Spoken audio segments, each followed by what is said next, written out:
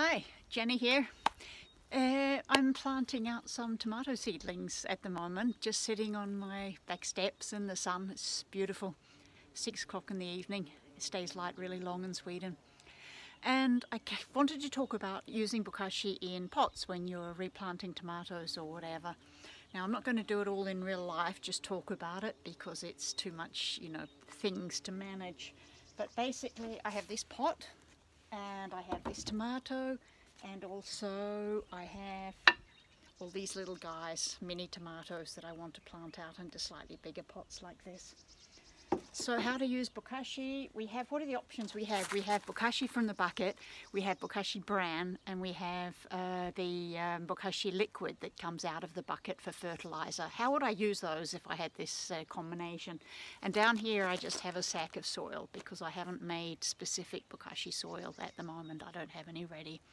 Okay, first of all, what I would do is take this pot and this bigger tomato that's ready to go into it, and ideally I would mix it with actual fresh bokashi out of the bucket, ready fermented, 50-50.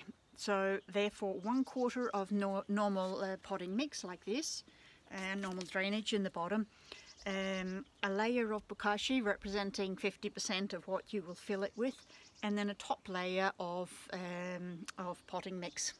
And then into that you can plant the tomato. However, with a bigger plant like this, I would wait a week before planting it into here. And the reason for that is that the bokashi that you've put in the middle has to balance out the pH. It's very acidic when you first add it, so you need to let it stabilize and reach a pH of around 7 or the normal level. And that will happen after about a week, in which case you can then take your tomato and plant it in completely as you normally would. And I think in this case it would be a much happier tomato if it got some good soil and a little bit bigger pot, but never mind, that's life. The other option is you could of course have made this bokashi soil in a soil factory, which we'll talk about another day, but basically that's where you mix the bokashi and the soil 50-50 in advance in some sort of bucket or container or whatever, and that soil is completely prepared. You can put it in here and plant directly. In this case, what happens with the fresh bokashi is it takes a little while to convert into soil, but it doesn't matter because the tomato can grow in that, or any other plant for that matter, can grow in here anyhow. So the only thing to think about is just that first week, the first 7 days that you let the pH normalize. Okay, so that's the big guy, and then I also have here a bunch of little mini tomatoes that I've grown inside. They're ready to go out into some bigger pots. It's still a bit cold at night in Sweden, so I'll keep them inside, and I'm planting them into just small pots like this. What do I put into here? Not bokashi actually, it's too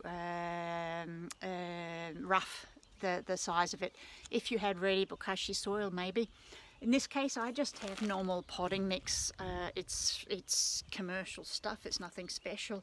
It probably has a little bit of, it's organic, but it probably has a little bit of fertilizer that will last the first week anyhow. But what I would do in that case is, is to take a little bit of bokashi bran and mix it into the soil. Alternatively, you could use yam and put that into the soil just to get some micro life going in the soil. It's not adding nutrients, it's just adding some microbes which will help the plant be stronger and healthier. When I water these, I water them from underneath, so I'll put it in a tray and water it from underneath, and into that I will put a very, very weak solution of bokashi liquid.